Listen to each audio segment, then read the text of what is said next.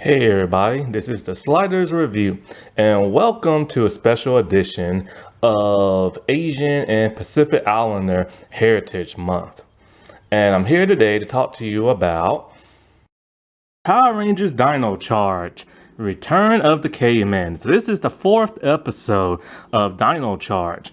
And Dino Charge was a really good season, especially Dino Charge. Super Dino Charge, not as much, but I really enjoyed Dino Charge and stuff. It was the first Neo Saban like Power Ranger series I ever saw, and it was thanks to like the Purple Ranger and stuff.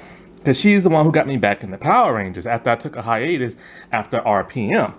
And so, like, Coda is the Blue Ranger. This is a Coda episode.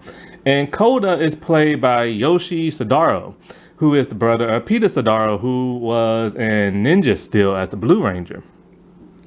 And Yoshi, from what I can tell in his interview with Power Rangers Playback, he's a very proud man. He's very proud of who he is. He believes representation matters. And it's like he has like two brothers and stuff, and he's a very respectful guy who does not like being disrespected. And that's a really cool characteristic that I like about him and stuff. And so I remember when I did start to watch his season, all I could think of was like, hey, this is originally I'm all like, man, this dude's acting's like terrible. Why is he talking like that? I did not know he was playing a caveman. I just assumed this was just like, because Power Ranger acting sometimes is good, sometimes it's bad, sometimes it's blah.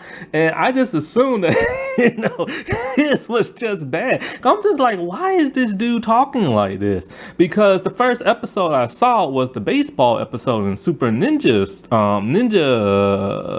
Super Dino Charge. So I'm all like, why is he talking like that? Like, it's in a weird speech pattern and stuff. And so when I found out he was a caveman, I'm like, oh man, he's like a great actor and everything. And he really acted like he's a fish out of water and stuff. And I remember he said that when he started to read his script, he didn't understand why the Asian man had to talk so weird and dumb and everything. But then they had to explain, he's a caveman and stuff. And so now I have a completely different look to his character when it comes to his acting, because I'm all like, man, he really sold it. And I'm so glad, especially in this episode, they make him so oblivious to everything. That's one of the things that always bugged me in Lost Galaxy and In Space and even Ninja Steel. Like, the people who came from outer space, they seem to know a lot about Earth and how things work. And there's one episode they'll be like oblivious, but like every other time they can do anything like a regular Earth person can. And so I always liked how he always had to struggle and stuff. And this episode encompassed that like big time, because we get to see his origin. In his origin, he was just like, making art on a wall, like cave drawings and stuff like that. And he had a little brother, and his little brother was going to be attacked by a saber-toothed tiger. Now, the saber-toothed tiger looks like crap. That's terrible CGI. It looks like a video game. But like, yeah, his brother's about to be attacked, and in comes Coda to rescue his brother. And that was so bold and everything, because this is a giant mountain lion looking thing that could eat him up, like, what I'm saying? But he was so brave to protect his brother. Now, before that, when he was digging around, he found the blue inner gem, and it did not bond to him instantaneously. It's only after he saved his brother and he went off the cliff with the saber-toothed tiger, that's when the inner gem bonded with him, because it could tell he was brave and true of heart and will protect someone. And so then, of course, we all know what happened after that. I believe he was either frozen by the inner gem, or he was just frozen in ice or something like that.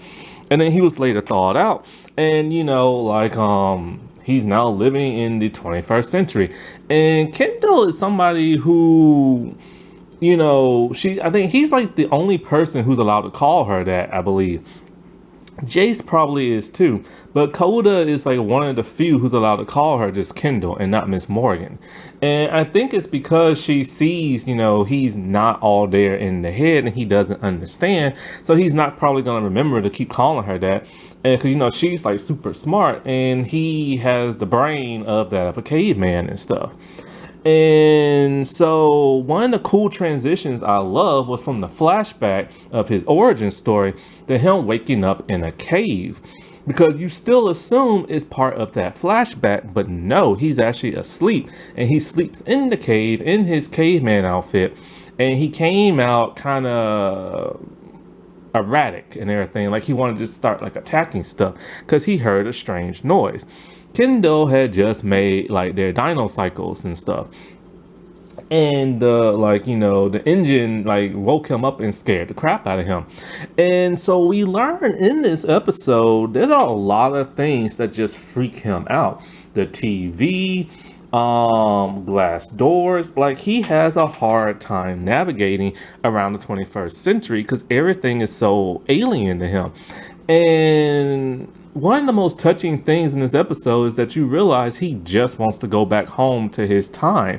He wants to go back to where things were simpler, like, there was no technology, no loud noises other than dinosaurs.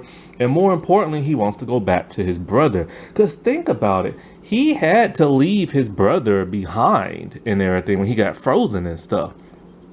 His little brother grew up without his big brother. And that was really heartbreaking and stuff. And I really like how the writers wrote that and stuff. I wish they would have went a little bit more deeper, but you get what you get sometimes in Power Rangers. And so in this episode, like Coda doesn't want to ride one of the cycles. And that's because he doesn't know how to ride a bike. And so Jace decides he's going to help him out. And so Coda is having a very, very difficult time. Well, at some point in time, he befriends I think there's like a little boy in like the park or something like that, and some kids or whatever.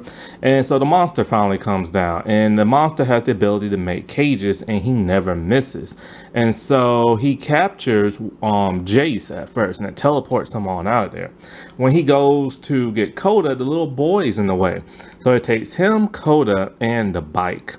And the place where they teleport to, there's like a barrier force field type thing, not like an energy field, and it prevents them from morphing and communicating with people.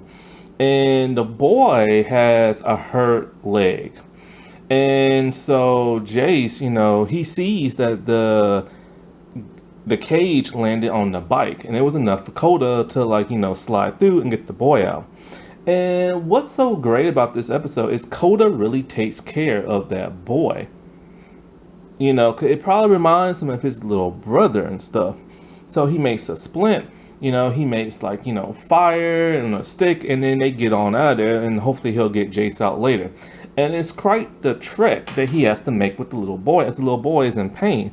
But the little boy has like a cell phone and is able to track his way out of there and stuff.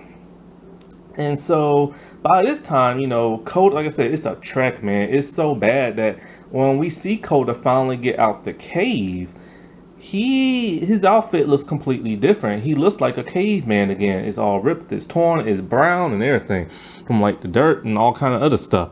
And Coda, he just goes all brotherly love on this boy, and it's such an amazing thing, even to the point when a monster comes out. Coda is pissed off, and I mean pissed off, when the other Rangers show up. Coda leads the morphing charge and everything, and Coda just whoops on the monster. Before he even morphs, and especially when he was in the park, he was just whooping on the monsters and stuff, because the actor Yoshi can really do flips and he can really do martial arts. It's really cool to see him do this stuff. It reminded me so much of Mighty Morphin and how some of the actors used to be able to do flips and martial arts. So it was like a great thing to see. But when Coda morphs, oh my god, dude, he goes ham on that monster. Coda literally is just envisioning his brother and this little boy, and he just tears that monster up. And so when they finally get Jace out and everything, they call on their Zords and they do like their new combination and everything. And you know, the Green Ranger finally has like his Zord and stuff like that. And so, like, you know, they get rid of the monster. And so we see the little boy, and he's talking to his friends in the park. And he's talking about how, like, the person who saved him was so, like, animalistic. He was like a caveman and everything because of how strong he was and everything else.